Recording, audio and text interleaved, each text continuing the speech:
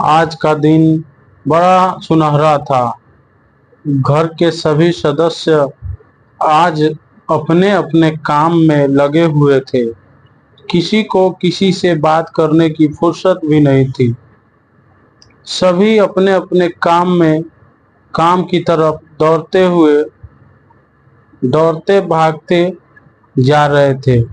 तो बहुत सारे मजदूर घर के चारों तरफ फूलों की लड़ियां लगा रहे थे, हंस रहे थे, मुस्कुरा रहे थे। कोई तो कोई बाहर पूरे खरखराव को देख रहा था। लोग आएंगे तो कहाँ बैठेंगे, उन्हें क्या खिलाना है, क्या पिलाना है, यही सोच रहे थे। तो इधर मंडप सजाया जा रहा था, तो इधर घर में औरतें गाने बजाने में लगी हुई थी, नाच रही थी, गा रहे थे, झूम रहे थे और जश्न मना रही थी। जश्न की मनाने की तैयारियां कर रहे थे। तो इधर एक निहायत ही बड़ी खूबसूरत उम्र, लगभग 24 वर्ष, गोल चमकता ललिमा युक्त चेहरा दोनों आंखों की तरफ जुल्फों की लड़ियां लटकती हुई और पीछे की तरफ बाल खुले हुए, बड़ी बड़ी सुंदर सी आंखें, आंखों में गहराता काजल जो उसकी सुंदरता को बाहर की ओर दिखाता और ऐसी सुंदरी को नजर लगने से बचता। लाल लाल गाल, चमकते हुए गुलाब की लाल पंखुड़ियों की तरह मुलायम कोमल होठ और लगातार गहने और कपड़ों को देखते हुए अचानक से उसे लिए जोर जोर से हंसने लगी और उसकी हंसी पर मानो बादल भी शर्माने लगते, चांद को जलन होने लगती। तो सूरज उस मदहोश हंसी में गुम होकर अपनी गर्मी को कम करने लगता। ऐसा प्रतीत हो रहा था जैसे सभी उसके सामने छिन्न मात्र हो रहे हैं। बादलों की आगोश में सोने लगता, घूमने लगता और यही थी घरों में सबकी प्यारी दुलारी राजकुमारी। सोना, ऐसे तो इसका नाम हिमांशी था, मगर पूरा घर परिवार इसे प्यार से सोना ही कहा करता था और यह पूरे घर की इकलौती प्यारी और भाग्यशाली बेटी थी।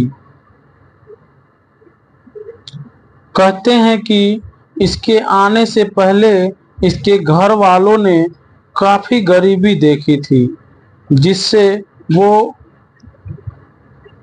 जीवन में बड़े ही कष्ट झेले थे और दुख के साथ जीना पड़ा था। उनके घर वालों की गरीबी को बहुत ही करीब से उन्होंने देखा था, मगर हिमांशी के जन्म के बाद से जैसे इनकी लॉटरी लग गई और देखते ही देखते जैसे जैसे हिमांशी जन्म से अपने 24वें जन्म दिवस की यात्रा तक पहुंची, वैसे वैसे इन लोगों की धन संपत्ति भी उसी गति से आगे की ओर बढ़ती चली गई। इसलिए हिमांशी इस घर की काफी ही प्यारी राजकुमारी और सबकी लाडली सोना थी। वह लगातार बेशकीमती साड़ियों को देखती तो रह रह कर वहां बैठी उसकी बुआ, चाची माँ, छोटी छोटी माँ और भी अन्य लोग बड़े उसे बैठे उसे पुचकारते हुए, प्यार करते हुए, अलग अलग कपड़ों और गहनों उसके शरीर पर सजाकर उसे दिखाते हैं, पूछते हैं, और देखो सोना बेटी, यह काफी सुंदर लग रहा है, इसे पसंद करो। तभी छोटी बुआ बोली, अरे पसंद के मामले में तो हमारे पसंद की तारीफ हमारे हर मोहल्ले में होती है। अरे जिस चीज पर मैं हाथ रख दूं उसकी कीमत तो रातों रात बढ़ जाती है। इसलिए सोना बेटी, यह सब छोड़ो, यह पहन कर देखो, बड़ा ही खूबसूरत लगेगा, तुम पर बिल्कुल पूरी पड़ी लगेगी। कहते हुए छोटी बुआ अपने हाथों से गहना उठाकर उसकी तरफ बढ़ाते हुए बोली। तभी सोना की मामी कुछ गहनों को हटाकर अपना गहना आगे बढ़ाते हुए बोली, अरे दीदी, मना आपके पसंद की तारीफ आपके मोहल्ले में होती है, मगर हमारे मोहल्ले में तो लोग हमारी हमारी ही पसंद की दाद देते हैं। तभी दोनों में नोक-झोंक प्रारंभ हो गई।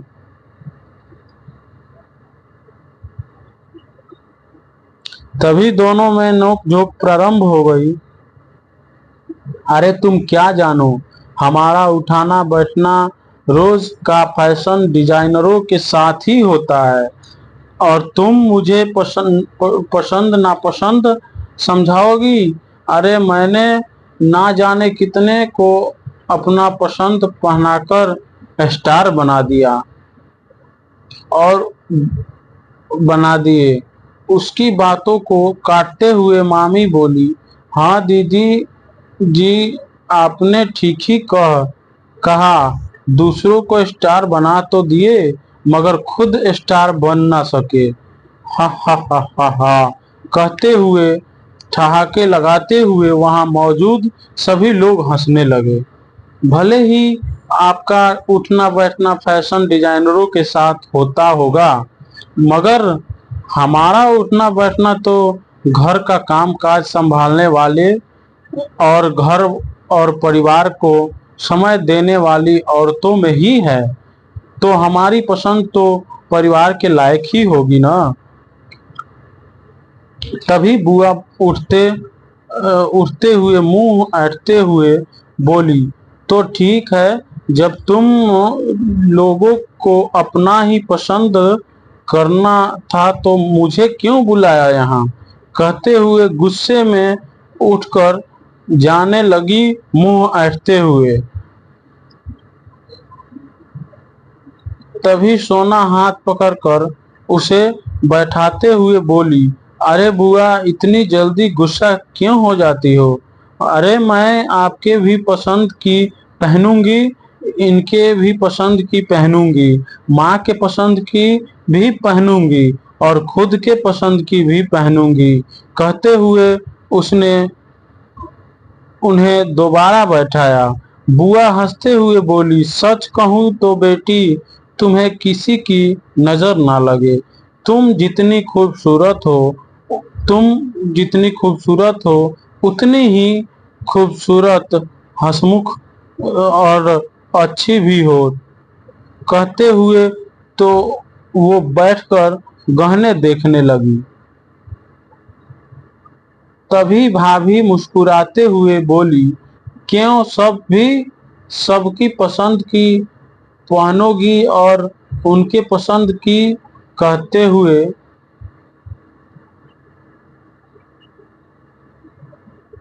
वह भी जोर जोर से हंसने लगी और यह सुनकर सभी मौजूद लोग भी हंसने लगे और यह सब सुनकर सोना शर्माने लगी।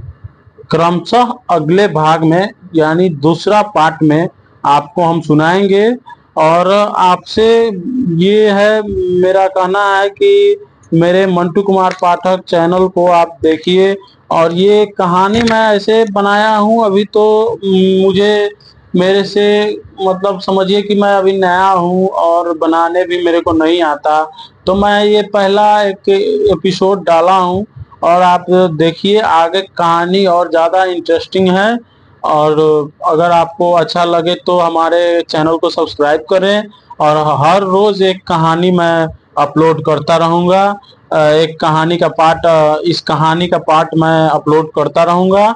ये कहानी बहुत ही लंबा जाने वाला है और ये कहानी बहुत ही दर्दनाक एक आगे चल के इस कहानी में बहुत ज़्यादा मोड़ आएगा और बहुत ही इंटरेस्टिंग कहानी होगा।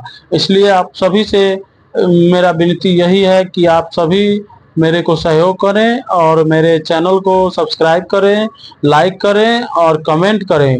आप सभी को जैसे समझ आए वैसे हमारे कमेंट में हमें सुझाव दें, ताकि हमें कुछ आप सभी के विचार को समझकर और मैं अपना थोड़ा अच्छाइयों मतलब अभी भी अच्छाई सुधार करते रहूं और बुराई को छोड़ते रहूं। यही आप सबसे निवेदन है और विनती है कि आप सब मुझे मेरे चैनल को आगे बढ़ाने में मदद जरूर करेंगे। नमस्कार दोस्तों, मैं हूं मंटू कुमार पाठक।